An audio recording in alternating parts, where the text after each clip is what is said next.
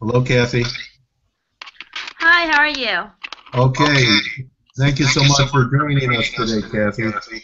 No problem. I'm just I, getting my microphone set up. okay, first of all, I'd like to congratulate you on a very long term, in fact, eternal trade that happened to you over the last month or so, and that's welcoming a potential new FX trader to your family. Oh, thank you so much. Boy or girl, Kathy? Well, he's a boy, but actually he just turned one a month ago. So I had him, in 20. Oh, okay. I think I was talking to Boris, and he was saying that was going on. I guess I got my time, but is he already using candlesticks, or is he still? Well, I know that he loves to stare at the forex rates and see, all the movement, but I don't think he really knows what he's looking at. Okay, well, uh, that is your one of your best long-term trades, obviously, and and definitely it's going to be a long and winding road raising a child. Let's get to something that's been kind of dull, Kathy. This range-bound euro, kind of bound between 110, 114, and everything that should have been a bullish event in the euro failed. First, the flash crash at 117 was a selling opportunity. Then the Fed didn't tighten, euro rallied, it was a selling opportunity. And even last Friday, with much weaker than expected NFP, the euro gave back most of its gains. So what are you seeing in here? Well, Dale, if you don't mind me asking before we get started, is this room already opened up to the audience, or is it just you and Yes, I right now? it's us, and we're live on the homepage of Okay, FX. fabulous. Okay.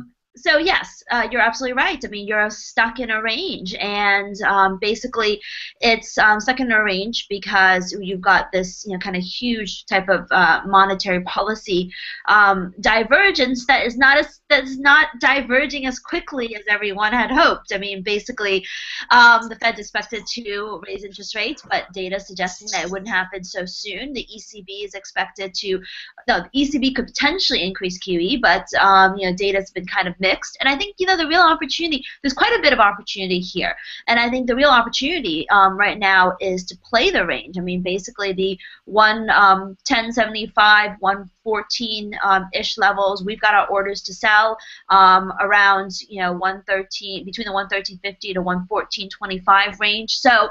I think we're going to get more clarity as the time progressed. If you take a really big step back, I think ultimately all of these all of these troubles in the eurozone is going to fade if the euro remains kind of weak. And right now it's weak, but it's not excessively weak. I mean, excessively weak would be around 108, 109 or so, and that'd be quite stimulative for the economy. But I think it's going to get there. I think the euro dollar is probably going to get back to 110 as the Federal Reserve begins this kind of tightening cycle. So even though Is it off the table for the year after Friday, or I don't still think some Fed so. governors talking October or December?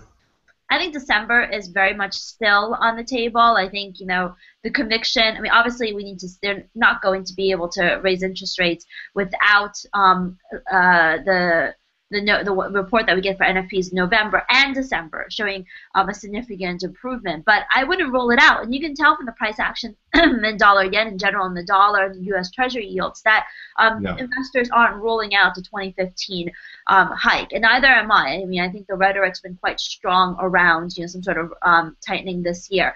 But the bottom line is that I think you want to sell the euro dollar on rallies rather than buying it on dips at this stage. And Okay. we've got a nice little bounce today. We may have a further bounce. We should have a further bounce up towards 113, 114, and that's where we've got our orders laid out. And so if you take a step back, I think that while the focus right now should be trading the range with the orders to lay out to sell the range, but in general though, I think it's more consolidation until Okay. December. Regardless of data points for the Fed, is it possible, because she mentioned it, that Janet is waiting for the Chinese stock market to recover because she talked about systemic risk, and that's one of the reasons why she didn't go. So if we get some strength in the Shanghai into year end, that would give her more comfort to move, wouldn't it? Yes, I think Fed policymakers have made it clear that it's not just one data point that they look at, and I think the stability of Chinese markets is something that's very, very important. In addition, of course, to the labor market numbers, and also the equity market is quite important. So in the U.S., so I think they're watching all of this stuff, and it's not just going to be one. It's not as if the Federal Reserve lives in a vacuum. It's not just going to be one data point, which is labor market numbers that they're watching for the U.S. They've got to take a global view. Chinese stocks right now have stabilized a little bit, and so I think it's helping. It's not as if they need to see a dramatic recovery in Chinese stocks. I think they just don't want to see a more significant decline. Okay, and recently everyone wrote off commodities before we've had this real nice rally. Crude's threatening a breakout out of a triangle that could measure 50, 52. Gold's had a real nice rally, so commodity markets coming back. Is that a tell for you in commodity currencies? Like Canada finally corrected to the downside, and we're getting bounces in Aussie.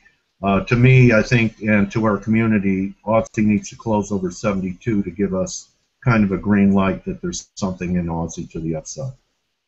Well, the funny thing is that I was running late on this call because I was just laying out my orders to buy dollar CAD after the weak IBPMI and trade balance numbers that we had this morning. I know you asked by Aussie first. I'm going to get to that, but we just did lay out our orders to buy dollar CAD. I think we traded the decline in dollar CAD. We have been looking for that initial pop above 134 to lose momentum, so we caught that move. Now we want to catch the move on the upside in dollar CAD. I think 130 is about the extent that we'll see any decline in dollar CAD in this move because data has been quite terrible. So while yes, commodity prices have stabilized a little bit, we're not going to see a significant recovery in commodity prices because commodity prices are bouncing as a result of U.S. dollar kind of correcting. And I think, I'm still a believer that the dollar is going to rise going into the Fed rate hike. And I think between that long-term perspective as well as the very short-term, near-term disappointments in Canadian data, I think that we're going to have a turn opportunity in dollar CAD. Now, all right. Do you think it's going to be a failing rally, Kathy? We faded from 34.5 to about 30.5, so we've had a 400 pip decline.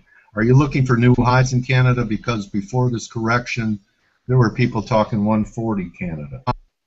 No, I'm not looking for new highs in dollar CAD. I'm looking for a move back up to 133-ish, which 200 pips is more than sufficient for a decent trade, even whether it's short term or a swing trade.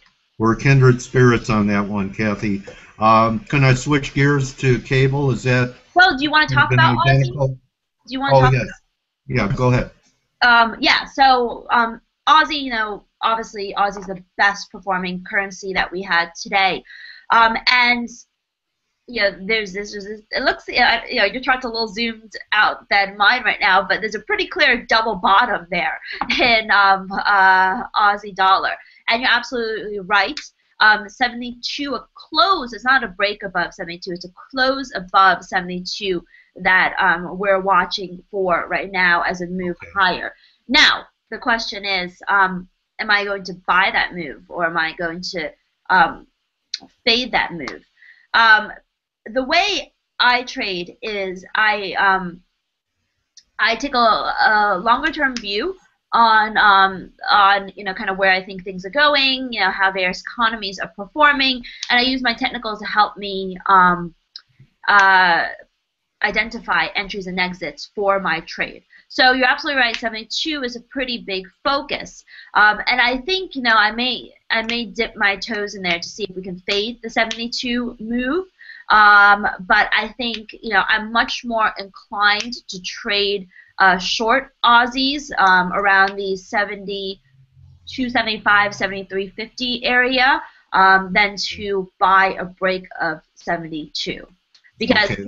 I see the break of 72, technically it looks pretty good, but our trades are always a fusion of fundamentals and technicals. I mean, that's how we've maintained our 80% accuracy rate on our big trades, and so That's fundamentals. an excellent hit rate, Kathy. Yeah. Thank you. Congratulations on them. So the fundamentals is needs to be aligned, and while in the short term, commodity prices have rebounded, I think in the broader scheme of things, I'd rather sell Aussies around 73-ish, 72, 75, 73-ish. Okay, so that's a nice look. Well, you talked about stock indexes being important. We had that distribution top, and 1830 or so was a double bottom. Do you use that as your risk on, risk off parameter? And do you think that the correction in S&Ps has completed, or do you think that those August lows of 1830, which were about the same as last year's lows in October, have to be violated before we have a better rally in S&Ps? Okay, so same story where our trading style is always a fusion of fundamentals and technicals. So, and predominantly, it's a fundamental view, and technicals are only used as a secondary confirmation and as a tool for entry and exit.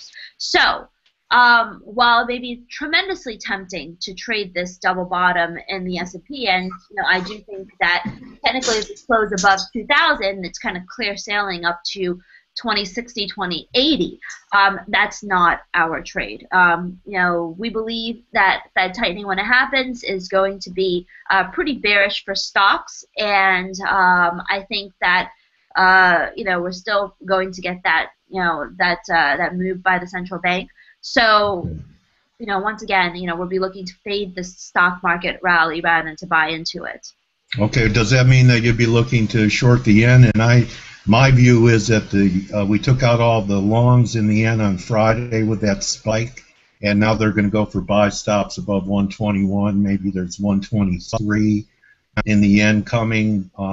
If we get to that 2040, 2050 level in the S&Ps that you were talking about, risk on, what might be enough to knock out all the bears in U.S. dollar yen. Are you saying, am I looking to sell the yen and buy dollars? I'm saying that I think that the yen is going to continue up to clean out the bears over 121 before there's a better sale in the yen. Okay, so right now we're long dollar yen. Okay. We're long dollar yen from a lower level, and we're looking to we're trading this range of 119-ish, 121.75. We'll be out of our trade before it gets up to 121.75. Okay. So that's the way we're positioned. We don't think there's enough out there right now, even though I'm bullish dollars, for a break up to 122, 123, 124. But the way we fuse our fundamentals with technicals is that we're still going with the monetary policy divergence theme, and we picked it up, on that dip in dollar yen last week, and we're looking to sell at the top of the range. Okay, appreciate that view. And getting back in lower once again to the long side. Okay, appreciate that view. Cable, anything on cable is a kind of a mirror image with vacillating relative strength against the euro. That if you're bearish euro or you're bearish a pound, looking for shorts, and the pound maybe up around the 54 range. No, we're actually long pound dollar right now. Right. We're long below 152. Okay. And one of the main this was a tricky one, because this one wasn't is more of a shorter term fundamental play, and but this was motivated by two things. The first is we anticipated a bottom in the pound dollar. We're nowhere enough profit for us to take off the trade, even though it's showing a bottom right now. But most importantly, if you take a look at the pound dollar, as you see in your chart right now, when pound dollar turns after a long stretch of weakness or strength, and we had that 9-day decline, Right. 9 days that passed without a recovery in pound dollar, when it Right. turns, like you saw in mid-September, like you saw in late August, like you saw in